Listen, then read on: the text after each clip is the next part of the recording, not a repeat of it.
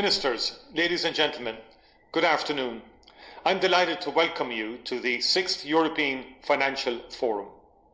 While this year the forum is taking place virtually, there are many real issues on our agenda and much to discuss from the ever-evolving world of financial services. Today's forum is a space for you, investors, decision makers and regulators from financial markets around the world to share your perspectives on the evolving financial business, fintech and regulatory landscape in Europe and beyond. I would like to take a moment to extend my thanks to those involved in planning and organising today's event, including Minister Fleming, the IDA and the Financial Times. I would also like to thank our speakers and attendees from all over the world who have joined us for this year's gathering to share their expertise and insights. The international financial services sector continues to be an important pillar of the Irish economy, with now more than 430 financial service companies, both international and indigenous, operating here, including 20 of the top 25 global institutions. The financial services sector in Ireland is truly thriving, directly employing almost 50,000 people across the country. Over the years, the sector has continued to develop and has become broader and more diverse in the nature, scale and complexity of its activities. Successive governments have supported the sector and its development, and I am pleased that this continues, including through our ambitious Ireland for Finance initiative, about which you will hear more today. Any discussion on the challenges facing the financial services sector and our economies and societies more broadly at present must start with COVID-19. The pandemic has impacted our businesses and our lives in ways we couldn't have imagined. In this country, hundreds of thousands of people have lost their jobs, with a disproportionately large impact on those on lower pay, younger workers, and people who work in contact-intensive sectors. We in government have responded swiftly and on an unprecedented scale to support those people most affected by the crisis and to build a bridge towards robust economic recovery and the restoration of full employment. Our fiscal response has been complemented by expansionary fiscal and monetary policy across the European Union. Our National Recovery and Resilience Plan aims to draw down €853 million of European Union funds over the next 2 years, with further funding for 2023, focusing on the green and digital transitions.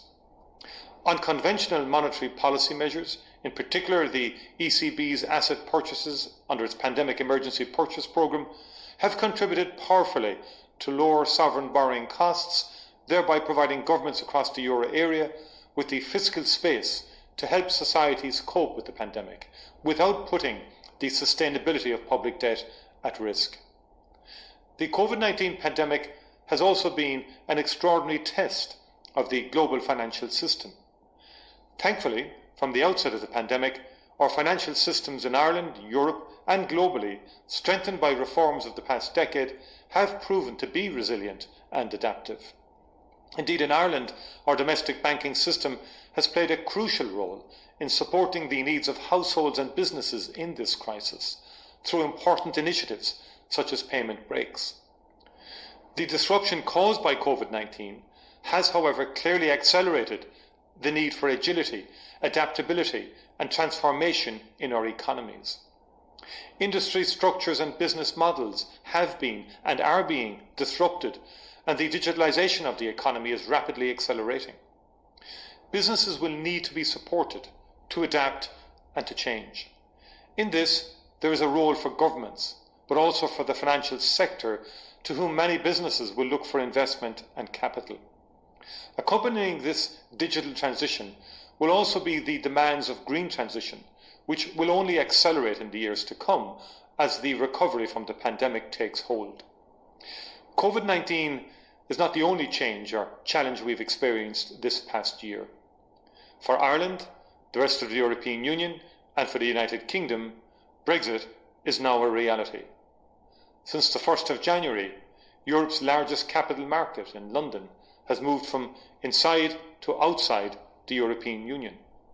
I warmly welcome the conclusion of the European Union-United Kingdom Trade and Cooperation Agreement, creating as it does a new framework for the future relationship between the EU and the UK. For Ireland, the UK will always be a close partner. We must now renew and strengthen a relationship which for nearly half a century involved a shared structure of dialogue, engagement and so much more through the European Union. Brexit, of course, will also bring change for the international financial services sector, including here in Ireland. Already we have seen financial services firms relocating from the United Kingdom as a result of Brexit, and firms looking to Ireland to set up operations in the European Union for the first time. The financial services industry in Ireland continues to become broader and more diverse, with more firms carrying out a greater range of regulated activities here than at any time before. The full impact of Brexit for Ireland's international financial services sector will not materialise for some years. However, we are working to fully engage with any opportunities for inward investment that emerge, actively promoting Ireland's advantages as a leading financial services centre, some of which have clearly been amplified post-Brexit. We are now, for example, the only English-speaking common law jurisdiction in the European Union. In this regard, I would like to highlight our Ireland for Law initiative, which aims to capitalise on international opportunities for our high-quality legal offering, in particular in the context of Brexit, an offering which so well complements our financial services expertise. We, of course, also have access to a deep pool of talent and expertise, and we are at the heart of the European Union's single market. As a small, open economy with strong connections on both sides of the Atlantic, we're also uniquely placed to act as the bridge between the US and the EU economies in the period ahead. The other significant change, of course, of this past year has been the coming into power of a new US administration. For a myriad of reasons, the United States has been and continues to be a trusted and deeply valued partner for Ireland. We are fully committed to further developing our extensive political, economic and social links. Ireland and the United States enjoy a strong and long-standing trade and investment relationship with significant FDI flows in both directions. Irish companies support approximately 110,000 jobs in the United States, while US firms employ over 155,000 people in Ireland. It is a mutually beneficial economic relationship. President Biden has always been a friend and supporter of Ireland, including supporting the prosperity, stability and opportunity made possible by the Good Friday Agreement, to which he has pledged his ongoing support. I can assure you that Ireland will work closely with the new administration, both bilaterally and across a range of international areas, to strengthen multilateral cooperation, to address global challenges such as COVID-19, and to accelerate a sustainable global economic recovery. A significant priority for Ireland this coming year will be engaging with the European Commission's new digital finance package. In this package, the Commission has set an ambitious goal, one that has the potential to deliver better financial services and products for citizens in all member states, and at the same time be a source of high value, sustainable and resilient employment for many in the years to come.